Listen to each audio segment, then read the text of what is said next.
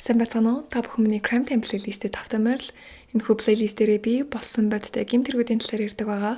Харин өнөөдрийг гэх юм бол 2017 онд Америкийн нэгдсэн улсын хойд Дакота мужийн Фарго хэмээх хотод болсон аимшигт хэрэг. Энэхүү хэрэг нэлээд олныг цочирдуулсан. Тэм учраас бүгдээрээ шууд хэрэглэг орцгоё. Энэ хэргийг судлахын өмнө бүгдээрээ Савана хэмээх бүсгүйтэй танилцах хэрэгтэй. Саванагийн хувьд гэх юм бол 1995 онд хойд Дакота мужид нэгэн сайхан хоцын анхны хүүхэд болж мэндэлсэн. Эцэгийнхэн Саванаг төрүүлснийхаа дараа дахин 2 хүү 1 охинтой болсон байгаа. Ингээр Савана 4 хүүхэдтэй айлын хамгийн том нь. Тэмч болохоор багаасаа илүү хариуцлагатай, дүүнэрийгээ сайн харж хандсан ээж аавдаа тустай охин байсан. Савана гэрийнхэн болон ойр дотных хүмүүс тодорхойлохдоо маш их зөөлхөн сэтгэлтэй, дүүнэрт үгүй гэж хэлж чаддгүй, дандаа л ээж аавдаа тусалдаг тийм мундаг охин гэж хэлсэн байдаг. Харин Савана ингэж явж байгаад ахлах сургуульд орсон байгаа. Сургуульдаа ч гэсэндээ сайн дүнтэй, найзуудынхаа дунд нэр хүндтэй Савана охин ахлах сургуульд орсон даруйда Аштон хэмээх хүүгэнтэй танилцсан. Аштон Саванагийн хувьд гэх юм бол бие биендээ шууд л таалагдсан.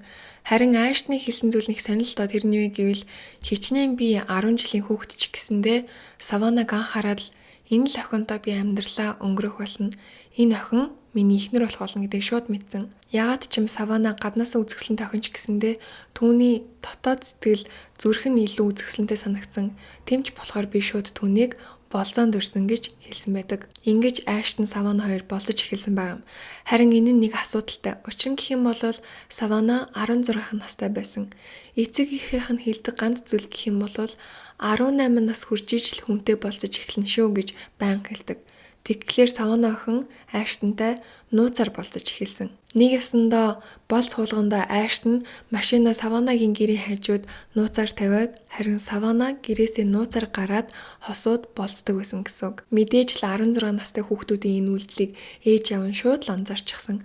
Тэмч болохоор Саванагийн ээж аав хоёр нь загинж зандрахын оронд магадгүй сайн ярилцах хэрэгтэй байх, Аштонтай танилцах хэрэгтэй байх гэсэн шийдвэрийг гаргасан. Энэ нь ч гэсэндээ маш зөв шийдвэр байсан. Учир нь гэх юм бол Аштонтай танилцсан даруйдаа л гэрийнхэнд нь шууд таалагдсан. Энэ уулзалтын хувьд гэх юм бол инээдтэй ер нь бол Савана маш их иччихсэн учраас өрөөнөөсөө хамрааж цухуулгаагүй.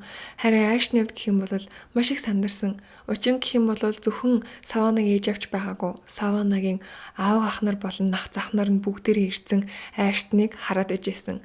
Гэхдээ Аштон яг л өөрөөр байсан. Тэмч болохоор ээж аавд нь таалагдаад Саванагийн гэрийнхэнд бүгдэд нь таалагдсан.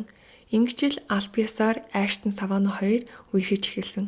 Ээж аавынхын шийдвэр тэмч буруу байгаагүй. Учир нь гэх юм бол Аштон Савана хоёрын үерхэл үнэхээр хөөрхөн байсан. Бие биендээ дандаа тусалж дэмждэг, ирээдүйн зорилгод нь хамтдаа тэмүүлдэг ийм хөөрхөн үерхэл болж эхэлсэн. Ингэж явсаар хагаад 2013 онд Савана сургуулаа төгссөн. Харин Саванагийн мөрөөдөл гэх юм бол хөгшчүүдийн асрамжийн газарт сувилагч их. Багаасаа л дүүнэрийгээ харж хандаж өссөн. Тэглэж үргэлж хөгшин хүмүүс туслахыг хүсдэг байсан учраас хөгшчүүдийн асрамжийн газар сувилагч хийхээр шулуутсан. Ингэж л 2014 онд сувилагчийн эрхийг олж авсан байгаа юм. Сувилагчийн эрхийг олж авсныхан дараа Савана нэгэн гайхалтай боломж олсон. Энэ нь юу вэ гэвэл өөрийнх нь төрлөх хотоос зайтай Фарго хэмээх хотод ажиллах боломж. Энэхүү Фарго хэмээх хотод нэгэн хөгшчүүдийн асрамжийн газарт сувилагчийн орондоо гарчихсан байсан. Савана ч энэ боломжийг алдахыг хүсээгүй. Харин Саванагийн гэрийнхний хувьд гэх юм бол багаас нь л түүний хүсэл мөрөөдлийг дандаа дэмжиж, дандаа л тусалж дэмждэг байсан. Тэмч болохоор энэ удаад ч гэсэндээ ганцхан Савана биш, бүхэл бүтэн гэр бүлийнх нь түүнтэй хамтдаа Фарго хот руу нүүж суурьсан байгаа юм. Саванагийн гэр бүлийнхэн Фарго хотод нүүж ирээд нэгэн 3 давхар байшинд амьдарч эхэлсэн. Энэхүү 3 давхар байшинг тодорхойлж хэлэх юм бол нийтдээ 3 давхар байшин давхар болгонд нь өөр хүмүүс, өөр айлууд түрээсэлж амьдардаг. Саванагийнхны хувьд гэх юм бол нэг давхарыг нь тэр чигтэнд түрээсэлж амьдарч байгаа. Харин 2-3 давхарт нь өөр хүмүүс байдаг гэсэн үг. Аштны хувьд гэх юм бол Саванатай энэ хүртэл үерхсээр л байсан. Энэ хоёрын үерхлийн хугацаа нийтдээ 6 жил аль хэзээ болчихсон байсан. Энэ үед нь Аштон барилгын ажил хийж байсан учраас өөр мужууд руу явах тохиолдлууд маш их гардаг. Гисэн хэдий ч хосууд харилцаагаа зөв авч яваад холзайг даван туулсан байгаа юм. Ингэж л удаан хугацааг хамт өнгөрөөсөн байна. Саванагийн ажил амьдралын хувьд бол урагшаа сайн явж исэн. Мөн дээрээс нь Аштон тэр хоёрын үерхэлж гэсэндээ нэлээд амжилттай байсан. Тэмч болохоор залуу охин Савана найз залууд ингэж хэлсэн байна. Хоёулаа залуу гэдгийг мэдчихээн л да, гэхдээ амьдрал зохиогоод гэр бүл эхлүүлвэл ямар вэ? Энэ нь Аштанд үнэхээр баяртай мэдээсэн. Учир нь гэх юм бол Ашт нь яг л энэ зүйлийг хүсэжсэн. Ингэж л 22 настай Савана охин жирэмсэн болсон баг юм. Саванагийн гэр бүлийнх нь гэх юм бол энэ нь хамгийн аз жаргалтай мэдээсэн. Учир нь гэх юм бол анхных нь зээ хүүхэд. Тэмч болохоор хүн болгон Саванаг юу идмээр нь юу умаар байна, хөлөө бариулах уу, нуруугаа бариулах уу гэдэл үйлчилж өгчээсэн. Саванач гэсэндээ маш жаргалтай жирэмсэн бүсгүй байсан. Удалгүй хүүхдийнхээ хүүсийг мэдээд охинтой болох ч байгаа гэдгийг хүртэлтэй олж мэдсэн. Ингэж байж тал 2017 оны 8 сарын 19-ний өдөр болсон байгаа. Энэ өдөр бусад өдрүүтэй л адилхан хэвэн байсан. Аашны үед гэх юм бол хотоос гадуур ажилтай, харин Савана 8 сартай жирэмсэн. Гэртээ ээж автагаа байжсэн байгаа. 8 сартай жирэмсэн болохоор ерөнхийдөө гарч орох нь багасчихсан, гэртээ л байдаг болчихсон байсан. Энэ өдөр Савана ээж автагаа гэртээ байхад хаалгыг нь тогсон байгаа юм. Савана очиод онгойлгохтол 3 давхарт амьдардаг Брук хэмээх нэртэй 37 настай бүсгүй зогсож исэн. Савана Брукээс ямар нэгэн зүйл хэрэг болсон юм уу гэж асуухад би нэг даашсан зойж байгаа мó, надад өмсөж зогсож явах хүн хэрэгтэй байна, модель хэрэгтэй байна. Чи надад туслаач, би чамд $20 өгье гэж хэлсэн баг. Саванагийн хувьд харин мөнгөн чухал биш, гэхдээ угаасаа л тусч хүн учраас зүгээр дээ би зүгээр л тус олчий, би удахгүй яваад орё гэж хэлсэн. Савана 3 давхар руу гарч Брук хөштэй туслахаас өмнө ээжтэй нэгэн ачирхалтай зүйлийг хэлсэн байдаг. Энэ тэр үедээ ачирхалтай байгаагүй л дээ, гэхдээ дараа нь ботход их хачин. Энэ үед Савана хэлэхдээ тэр ямар нэгэн хачин хүн бишэлгүй те гэж хошигнож ээж аваас асуусан. Ээж аав ч мэдээж тэгэж огт бодоогүй. Савана гарсны дараа ээж нь гадуур гарах ажилтай гэдгийг сансан. Тэмч болохоор Саванаг ээж гадагшаа гарсан байгаа. Ээж нь гадуурх ажил амжуулчаад цаг хагасны дараа гэртээ ирэхэд Савана гэртээ байгаагүй. Гайхаад ааваас нь Савана одоо хүртэл орж ирээгүй байгаа мó? Нилээн удчихлаа шүү гэхэд аав нь харин тийм ээ би дээшээ гарч шалгачаад ирье гэд 3 давхар руу Брукийн гэрлөө очсон. Аав нь Брукийн хаалгаг тогтвол Брук юу ч болоогүй юм шиг гайхширсан байдалтай ямар хэрэг болсон юм бол гэж асуусан. Манай охин одоо хүртэл бууж ирээгүй байна. Нилээн удаад ядарч байгаа болов уу гэд гараад ирлээ гэхэд Брук маш их гайхаад Савана аль хизээ буучихсан штэ. Үүнийг сонсон аав нь гайхаад одоо хүртэл гэртээ орж ирээгүй дээ гэхэд бүр түрүү буучихсан, магадгүй гадуур явж байгаа юм болов гэж Брук хариулсан. Энэ үед аав нь гайхаад би ороод үзчихүү гэж Брукээс асуухад Брук хаалга таглаад би жоохон завгүй байна. Тэгж яагаад ороод ирэхвэлгүй дээ. Гайгүй хаа гэж хэлээд хаалгаагаад аавыг нь буцаасан байгаа юм. Саванаг аав маш их гайхсан байдалтай буцаад гэртээ бууж ирээд Савана бүр түрүү гарчихсан гэх юм. Гэхдээ хайцсан байж болох уу? Утас нь гэрт байна, төрөвч нь гэрт байна. Машиныхаа түлхүүр нь хүртэл энчээ байж тээ. Тэгэхээр хайцсан байж болох нэг л зүйл сонин санагдаад байна. Цагдаа дуудах хэрэгтэй байхаа. Ингээд л Саваныг ээж аваар цагдаад дуудлага өгсөн байна. Эргүүлийн цагдаа нар төв дуудлаггүй хурж ирсэн даруйдал нөхцөл байдлаа танилцсан. Саванагийн эцэг хэлэхдээ бидний охин 8 сартай жирэмсэн хамгийн сүүл 3 давхарт байдаг хөршөөндөө орчоод орц сураггүй алга болчлоо. Яах ёстой вэ? Цагдаа нар Бруктай уулзгаад 3 давхарт нь гарсан. Брукийн хаалгыг тогтвол Брук цагдаа нарыг гэртээ оруулсан байна. Харин энэ удаад Брукийн гэрт түүнтэй хамтдаа амьдардаг Уильям хэмээх найз залуу нь ирж гисэн байсан. Цагдаа нар Брукээс хамгийн сүүлд Саванаг хизээ харсан, Савана танахыг хэдэн цаг үед орхиж гарсан гэх мэтчлэн бүх зүйлийг асуусан. Энэ үедээ цагдаа нар Брукийн гэрийг харахад с ิจ гтэй зүйл огт байгаагүй. Тэмч болохоор буцаж буугаад Саванагийн эцгийгт ямар нэгэн с ิจ гтэй зүйл алгаа. Одоохондоо бид нэр юугаарч тусалж чадахгүй. Учир нь гэх юм бол Савана нас биеинд хүрсэн хүн удалгүй хүрээд ирэх ах гэж найдаа ямар нэгэн зүйл буруугаар ирвэл бид нартай холбогдоорой гэж хэлээд орхиж явсан байгаа юм. Ингэж байж идэл Савана алга болоод бүхэл бүтэн 9 цаг болчихсон. Нэг өсөндөө бүтэн шүн өнгөрчихлөө шүү дээ. Гэтэл Саванагаас ямар ч зураг байхгүй. Саванагийн эцэг болон найз залуу нь үнэхээр их санаа зовчихсан байсан. Дахиад л цагдаад дуудлага өгсөн байгаа. Харин энэ удаад эргүүлийн цагдаа нар ирэхдээ нилээн ноцтойгоор хүлээж авсан. Дахиад бүх хуршүүдээр нь уулзаад эргэн тойрныг нь шалгаад мөн дахиад л 3 давхар Брукийн гэрт орж шалгалт хийсэн байгаа. Юу ч байсангүй бүхэл зүйл хэвэн. Энэ удаад эргүүлийн цагдаа нар энэхүү нөхцөл байдлыг ноцтой гэж авч үзээд мөрдөгчдөд хэргийг шилжүүлсэн. Мөрдөгчд энэ хэргийг авсан даруйдаал хөдөлж эхэлсэн байгаа. Мэдээж л иймэрхүү алга болсон ч юм уу ямар нэгэн хэрэг дээр ихэвчлэн найз залуу найз охтууд нь илүү их мэдээлэлтэй байдаг учраас Аштантай холбогдсон байгаа. Харин Аштны хэлсэн зүйл гэх юм бол Аштн Фарго хотод ирчихсэн байсан. Гэхдээ Саванагийн байшингаас 80 милийн зайтай өөрийнхөө ээжийн байшинд байсан. Ээж нь хотоос гарах шаардлагатай байсан учраас ээжийнхээ байшинг хараад байж гинэ гэдгийг хэлсэн. Айшны хувьд гэх юм бол найз охиндоо бас л маш их санаа зовчихсан, мөрдөгчдөд чадхаараа тусалсан, өөрийнхөө хаана байсан, хаагуур явсан гэх бүх мэдээллүүдийг өгсөн баг. Мөрдөгчд ч гэсэндээ айштны өгсөн мэдүүлгийн дагуу түүний явсан газрыг шалгаад үзтэл яалтчгүй энэ хэрэгтэй огт холбоогүй. Саванаг алга болох үед өөр газар байсан гэдгийг нь олж мэдсэн. Тэгэхээр Савана одоо хайцсан байж болох уу? Савана сураггүй болоод 2 хоноо цаг хугацаа нэлээд хурд явуулсан. Бүх минут хорон бүр алт байсан учраас мөрдөгчд гэрийнх нь хөршүүд нь хөдөлж эхэлсэн байгаа юм л та. Тэр хавийнхаа бүх хүмүүст Саванаг алга болсон гэдгийг мэдэгдээд ямар нэгэн мэдээлэл Саванаг харсан ч юм уу энэ тэнд явж байхын харсан бол бидэнтэй холбогдоорой гэсэн зарыг тарааж эхэлсэн. Энэ зарыг тарааж эхэлсний дагуу мөрдөгчдөд нэлээх мэдээлэл ирсэн байгаа. Нэг хүн хэлэхдээ Саванаг хүнсний дэлгүүрт харсан. Бас нэг хүн хэлэхдээ замын хажуугаар алхаж байхыг харсан. Мөн бас нэг хүн хэлэхдээ нэгэн улаан ачааны машин сууж яхад харсан гэж хэлсэн байна. Энэ бүгдийг шүүгээд мөрдөгчд эцэг ихтэй ярилцгаад яг батны гих мэдээлэл бол байгаагүй. Гэхдээ энэ дунд ээж нэг зүйлийг сансан. Энэ нь юу вэ гэвэл 2 давхрынхаа хөштэй ярилцаж байхад 3 давхарт амьдардаг Брукийн найз залуу заримдаа улаан ачааны машинтай ирдэг гэсэн яриа гинт толгонд нь орж ирсэн. Энэ яриаг сансан даруйдаал мөрдөгчдөд хэлсэн байгаа юм. Мөрдөгчнөр энэ мэдээллийг авсан даруйдаал Брукийн найз залуу Уильямыг дуудаж мэдүүлэг авсан. Харин Уильям мөрдөгчдөд нэлээд тустай дэмтэй урайлгахнаар мэдүүлэг өгсөн байгаа. Өөрийнхөө тэр өдөр юу хийснийг бүгдийг ярьсан. Уильям тэр өдөр болсон бүх зүйлсийг мөрдөгчдөд хэлсэн байгаа юм. Тэр бэр хэлэхдээ ажлаасаа тараад ирсэн чинь манай гэрт нэг давхрын Савана ирчихсэн байсан. Тэр хоёр нэг даашсанд ч юм өмсөж үзчихсэн. Би аль алинтай мэдчихэд өрөөлөөгөө харсан. Ажлынхаа хувцсыг солиод шүршүрт орсон. Намайг шүршүрт байхад нэг хаалга дуурах шиг болсон. Одоо бодохны Саванагийн аав Саванаг хаж ирсэн болов гэж би ойлгосон. Тэгээд шүршүрээс гарч ирэхэд Саванач байхгүй байсан. Дараа нь л Саванаг алга болчлоо гэдэг мэдээллийг эрүүлийн цагтаас олж авсан. Надад өөр мэдэх юм байхгүй гэдгээ мөрдөгчдөд хэлсэн. Мөрдөгчд Уильямаас улаан ачааны машины талаар асуухад тэр миний машин биш ээ. Миний боссын машин. Заримдаа ажлын шаардлагатай тохиолдолд би гэртээ авчирч тавьдیں۔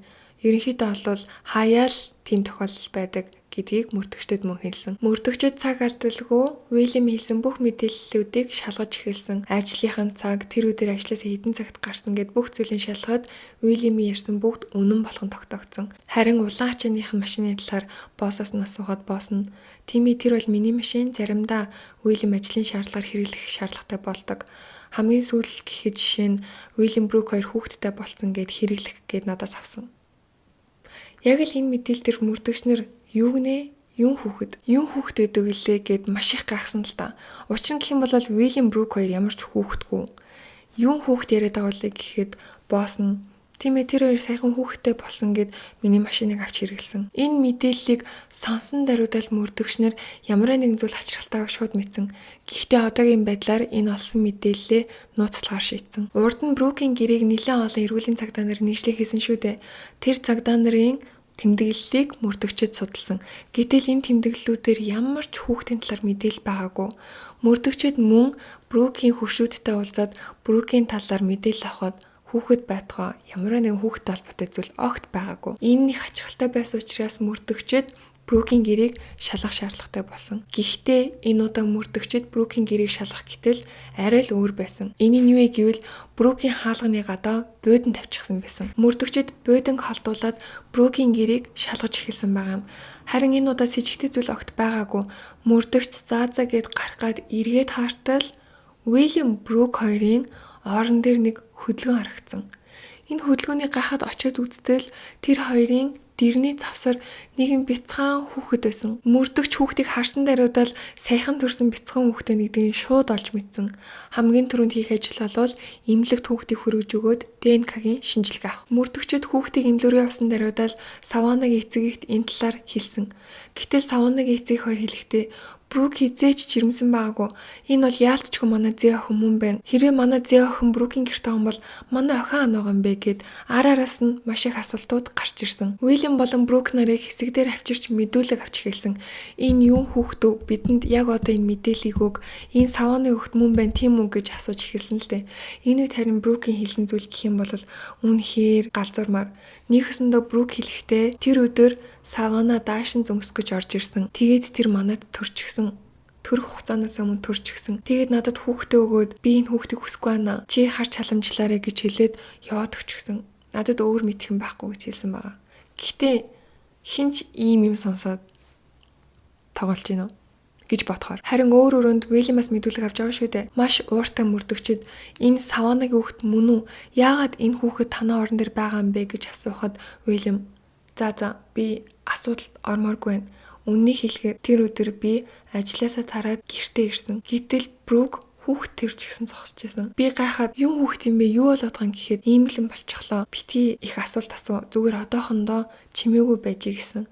Надад өөр мэдэх юм алга гэж Уильям хэлсэн байгаа. Ингэжээтэл имлэг дээр бяцхан охины ДНК-гийн хариу гарсан. Яалтчгүй охин Савана болон Ашт нарын охин болох нь тодорхойлогдсон. Саванагийн эцэг хингжил анхны зээ охиноо анх удаага гар дээрээ тэрвэрч харсан байгаа юм. Ашт нь ч гэсэндээ ирээд охиныгоо анх удаа гар дээрээ тэрвэрэд охиныгоо харсан. Энэ үйл явдал үнэхээр гонигтай учир нь гэх юм бол Ашт нь тэр өдөр бүтэн өдөржингөө охиноос нэг ч харцаа салгаагүй. Одоо мөрдөгчдөд байгаа мэдээлэл гэх юм бол Савана төрчөөд хүүхдээ хөрштөө үлдээчээд өөрөө явчихсан. Хаана гэж болох вэ? Энэ мэдээлэл нь хөршөөдөд нь тарчихсан.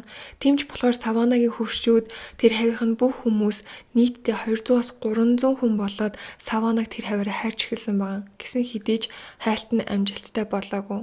Ингэж байж байгаа Саванаг алга болсны дараа 9 дэх хоног дээр ойролцоох улаан гол хэмээх гол дээр каяк завтай хүмүүс явж байгаад нэг хачирхалтай дүрстэй нүүр тулсан. Голд нэлийн хачин үзэгдэж байгаа дүрсийг ойртоо таарахад модны мөчөрт тэгэлчихсэн гялгаруудтай хүний биетэй төстэй хэлбэртэй зүйл олж харсан. Шууд л цагдаад дуудлага өгсөн. Мөрдөгчд хэргийн газарт ирсэн даруйдаал энэхүү цогц нь харамсалтай 22 настай Савана охины цогц мөн гэдгийг нь олж мэдсэн байна. Тэрнээс гадна үхлийн шалтгаан гэх юм бол эмнэлгийн бус аргаар хүүхдийг нь түүнээс авчихсан байсан. Энэ болсон хэрэг зөвхөн Саванагийн гэр бүлийнхэн болон хөршөөдөн ч биш тэр хавийн бүх хүмүүсийг цочирдуулсан байгаа. Мэдээж л энэ аимшигтай хэрэг хийсэн хүмүүс нь яалтчгүй Брук болон Уильям нар байх нь тодорхой. Гэхдээ яаж хийсэн байж болох вэ?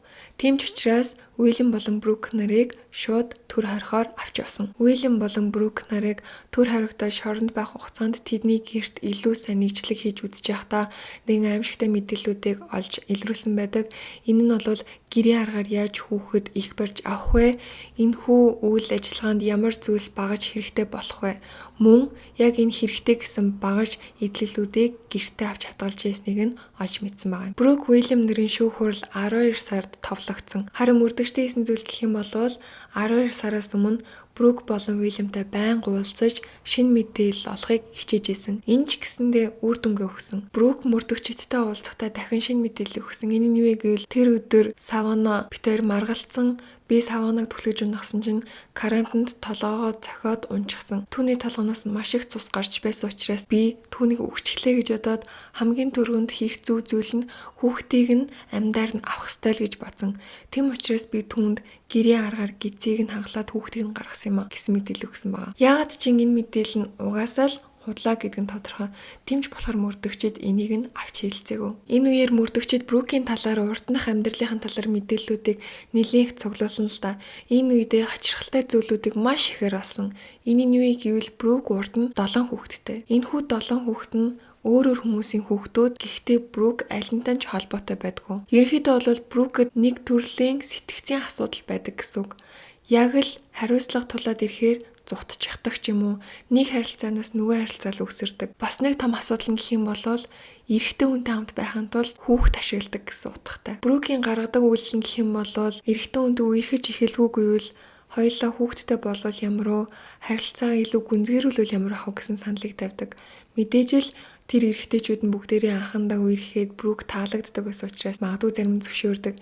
Ингэж л хүүхэдтэй болоод бүх юм зүгээр хэвэн байж итэл хүүхдээ яг л нэг ой ч юм уу 2 ойтой байхад нь Брук өөрөө яваад өгдөг. Үүнийг мэрэгжлийн хүмүүс тодорхойлохдоо Брукийг commitment issueтэй гэж үзсэн. Ингэж байж байтал 12 сар болохоос өмнө Брук өөрийн хүсэлтээр мөрдөгчдтэй уулзсан. Энэ үедээ бүх гин буруу хүлээсэн байгаа. Саванагийн үхэл буруутай гэдгийг хүүхдийг нь хулгайлсан гэдгийг хүртэлтэй бүгдийг нь хүлээн зөвшөөрсөн. Тэм учраас шүүхээс Брукт насан туршийн хорхяал ямар ч давж заалах боломжгүй гэсэн ялыг оноосон. Энэ нь Саванагийн гэр бүлийнхэнд нэгэн тайлбар болсон л да. Учир нь гэх юм бол ахиж Брукийн царайг огтхон ч хармааргүйсэн. Гэхдээ харамсалтай зүйл нь гэх юм бол Уильямын шүүх хурал болох ёстой. Уильямын шүүх хурал дээр Брук мэдүүлэг өгөх ёстой. Тэгэхээр яалтчгүй Саванагийн гэрийнхэн дахиад Брукийн царайг харах шаардлагатай болсон. 12 сард Уильямын шүүх хурал болсон. Энэ шүүх хурлаар Брук гэрчээр оролцсон байна. Брук бүх зүйлийг анханаас нь үннээс нь ярьсан. Энэ түүх нь үнэхээр солиотой гэж хэлэхэд болно. Энэ нь юу вэ гэвэл Саванаг жирэмсэн болох үеэр Брук өөрийгөө жирэмсэн болчихлоо гэж Уильямд худлаа хэлсэн. Учир нь гэх юм бол Уильям Брукийг орхиж явах гэсэн. Нэг удаа орхиж явчаад эргээд ирсэн учраас энэ удаад л түүнийг алдаж болохгүй. Яавал би алдахгүй байх вэ гэж бодсны эцэст Брук өөрийгөө жирэмсэн болчихжээ гэдгийг Уильямд хэлсэн. Гэхдээ гол нь огт жирэмсэн болоогүй. Тэмч болохоор худлаа ярих нь бүр л хийхсэн. Хуурамчаар эмчийн цаг аваад хуурамчаар эмчтэй уулзчихлаа гэж ирээд хуурамч эхоны зураг интернетээс татаж авч Уильямд үзүүлж энэ бидний хүүхэд гэж үзүүлжсэн. Ингээд бодохоор үнэхээр солиотой. Гэтэл цаг хугацаа яваад л байсан. Хүүхэд байхгүй шүү дээ. Гидсэн ч томрохгүй байгаа. Харин хүүхдгүү гэдгээ Уильямд хэлэхэд Уильям маш их уурсан. Чи яаж шатж ийна гэд Брукийг цогсон байгаа юм. Би эргэн тойрныхоо бүх хүмүүст хэлчихсэн уутгүй хүүхдтэй болно гэд чи намайг юм тэнэг ичгэвтер байдалд яаж оруулж чадчихэна. Тэр нэг давхрын охиныг харлаа тэр жирэмсэн байна гэсэн зүйлийг Брукт хэлсэн гэдэг. Брукэд энэ харин буруу мессеж болж чадсан. Нэгсэндээ Брук за нэг давхрын охины хүүхдийг ямар нэгэн байдлаар авах ёстой байна. Ингэж л хуурамчаар дээшээ гаргаж ирээд түүний хүүхдийг биеэс нь салгаж авсан аимшигтай зүйлийг хийсэн байгаа. Харин яг энэ үйл явцын дараа Уильям орж ирсэн гэдгийг тэргэлсэн. Уильям орж ирээд ихэндээ сандарсан чи юу игээд байгаа юм бэ? Энэ нөгөө нэг давхрын охин мөн үү гэхэд тийм ээ яаралтай хүүхдийн авах хэрэгтэй надад тусал. Ингэж л Уильям түнд тусалсан гэдгийг хэлсэн. Энийг нь сонсон тэр шүүх тагамд байсан бүх хүмүүс шоконд орсон. Харин дараачийн мэдүүлэх хүн бол Уильям байсан. Уильямын хувьд хэлэхдээ энэ бүх зүйл үнэн гэхдээ би яг тэр өдрийн хүртэл Брукийг жирэмсэн гэж бодоод л явж байсан. Тэгэхээр хүүхэд нэгсэн ч юм уу цогсон тийм асуудал бол огт байгаагүй. Энэ бүхэн бол худлаа. Тэр өдөр үнийг хэлэхэд би ажилласаа орж ирсэн. Угаалгын өрөөнд амар ихтэй зүйл болж исэн. Энэ тэмдгүү цус.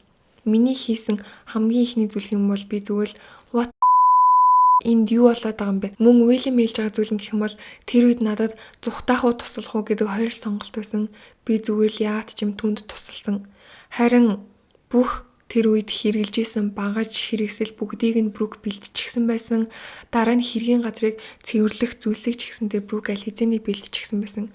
Тэгвээс би яг аллагтай бол ямар ч холбоогүй. Харин аллагны дараах бүх зүйлд түнд тусалсан үнэ. Мөн хамгийн харамсалтай зүйл нь гэх юм бол тэр хоёр цогцыг зүгээр л гэртээ хувцсны шүүгэндээ хадгалж байсан гэдгийг хэлсэн. Тэгэхээр Саванагийн аавыг ирэхэж тэр мөн эрүүлийн цагдаа нар хидэд удаа ирэхэд Саванагийн цогцоос хувцсны шкафын дотор байж исэн гэсэн үг. Үнэхээр аимшигтай. Эрүүлийн цагдаа нар гэрт нь орж нэгслэг хийж яхад зүгээр л Саванагийн цогцоос хувцсны шүүгэн дотор дөнгөж төрсөн байгаа бяцхан охин нь хүнжил альчуур нь богдоод орон дотор нь байж исэн гэсэн үг. Уильям нэмж хэлэхдээ эрүүлийн цагдаа нар байнга эргэлдээдээс учраас цогцноос нь салах шаардлагатай болсон. Тэмч болохоор хувцсны шүүгэнд байгаа цогцсойгоо тэр чигт нь хувцсны шүүгээтэйгээ гаргасан. Нэг өсөндөө яг л хувцсны шүүгээ хаях гэж байгаа ч юм уу хаа нэг тийшээ нүүлэх гэж байгаа юм шиг болоод 21-ний өглөө хувцсны шүүгээ аваад шатаар буугаад улаан ачааны машинда хийгээд тэр гол дээр авчиж хайсан гэдгээ хэлсэн байна. Ингэж л энэ аимшигтай этгээдүүд хэрэгээ үлээсэн. Уильямын ялын хувьд гэх юм бол насан туршийн хорхиал гэхдээ давж заалдах боломжтой гэсэн ялыг өгсөн. Учир нь гэх юм бол яг аллагтай бол огт холбоогүй. Гэхдээ хүүхэд тулгаалахыг завдсан мэдээллийг мөрдөгчдөөс нуусан гэх мэтчлэн шалтгаанууд нэмэгдээд насан туршийн хорхиал гэхдээ давж заалдах боломжтой гэсэн ял оноосон байгаа. Үүнийг нь ч гэсэндээ алдалгүйгээр Уильям давж заалтсаар байгаад 20 ялаа 20 жилийн ял болгосон. Энэ дээр би хоёр талтай л байт юм л да. Уильямийн хувьд гэх юм бол энэ бүгдийг анханасаа төлөвлөөгүй, энэ алгыг үйлдээгүй байж болно. Гэхдээ энэ аимшигтай зүйлийг цааш нь авч яваад тусалсан гэж бодохоор нэг л Саванагийн гэр бүлийнхний хувьд гэх юм бол үнэхээр харамсалтай. 22 настай амьдралд хөл тавьж байгаа бүх зүйл нь тэгшэрч байгаа охиноо ингэж муу хүмүүсийн гарт алдна гэдэг бол хийлгч юм биш. Харин бяцхан охиных нь хувьд гэх юм бол Савана амьд байхдаа охиндоо бэлдчихсэн байсан Хейсли Жо гэсэн нэрийг нөхсөн байт юм байлээ. Аав Аштонтой хамт байдаг. Айл ал талынхаа эмээ өвөөнд байнга тусалж дэмждэг. Мөн хүмүүс ч гэсэндээ энэ хүү Хейсли Жо охинд маш их хандав тусламж хүргэдэг юм байлээ. Мөнний гонигтай зүйл нь гэх юм бол энэ аимшигтай үйл явдал болсноос 2 жилийн дараа Аштон People сэтгүүлд ярьслага өгсөн байт юм байл энэ хэргийн талаар. Тэр ярьслаган дээрээ би өдөр болгон Саванаг зүүдэлдэг. Яагаад ч юм дөнгөж өчигдөр л салсан юм шиг, сайхан л уулзсан юм шиг, дандаа хамт байгаа ч юм шиг санагддаг. Би Саванаг хизээч мартахгүй. Бяцхан охиноо яг л ээж чинь гайхалтай бүсгүй болж өсөгнө гэж хэлсэн байт юм байлээ. Энэ хэргийн төгсгөл бодоод үзгээр хамгийн шудраг бас муухай зүйл нь гэх юм бол зүгээр л нэг залуутай байхын тулд энэ бүх аимшигтай зүйлийг энэ олон хүний амьдралд ийм муухай хар тал бүлдээн гэж бодохоор ястаа муухай санагдчихэв. За ингээд өнөөдрийн маш харамсалтай яригийн түрүүд өндөрлөж байна. Надтай хамт байдаг та бүхэндээ маш их баярлалаа. Дараагийн Crime Time-аар уулзъя. Миний илтгэр Good Vibes Only. Bye.